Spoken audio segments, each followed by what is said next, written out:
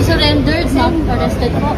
5 baba, Kasi 5. pagpunta ko rito, inaasahan ko na lahat yung mga prosesong gagawin ng korte. Kagaya ng sinabi ko sa inyo, ako ay hindi magtatago, haharapin ko ang batas, ang asunto, sangayon sa pagkakaintindi ko sa mga batas natin. Hindi nga nagkamali, arestuhin nila para di makaboto sa impeachment ni VP Sara. Takot na takot talaga ang administrasyong Marcos na managot sila sa pagnanakaw nila sa pera ng taong bayan. Kaya kailangan pong dumaan ang proseso. Kasama na po yung pagpunta ko rito, yung hangarin ko na kung i-serve po nila yung warrant of arrest, tatanggapin ko po sila. Makakasiguro na ang mga magnanakaw na politiko na safe na sila, at patuloy pa silang magnanakaw sa mga susunod pa na taon, ano pa ikakatakot nila, protektado sila ng polis ng politiko at ng armed forces of the politician.